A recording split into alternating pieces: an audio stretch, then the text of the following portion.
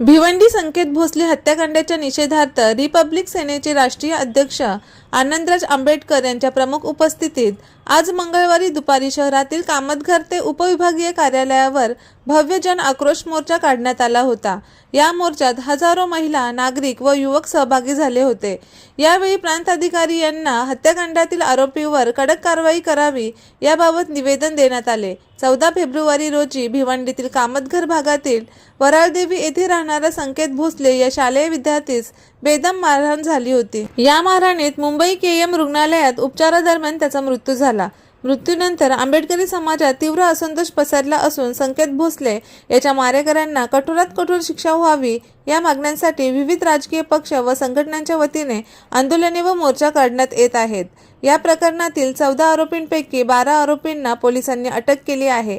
आज दुपारी रिपब्लिकन सेनेचे आनंदराज आंबेडकर यांच्या उपस्थितीत कामतघर, राहुल नगर, बुद्ध विहार ते भिवंडी उपविभागीय कार्यालयापर्यंत आक्रोश मोर्चाचे आयोजन करण्यात आले होते। या मोर्चात आरोपींना फाशीची शिक्षा देण्यात यावी, हे प्रकरण फास्ट ट्रॅक न्यायालयात घेण्यात यावे, आरोपींवर मोक्का अंतर्गत इतर विविध कलम अंतर्गत गुन्हे दाखल करावेत, दलित वस्त्यांना संरक्षण देण्यात यावे अशा मागण्यांचे निवेदन प्रांताधिकारी कार्यालयात देण्यात आले। यावेळी बौद्ध पंचायत समितीच्या 6 शाखांचे पदाधिकारी व कार्यकर्ते मोठ्या संख्येने उपस्थित होते।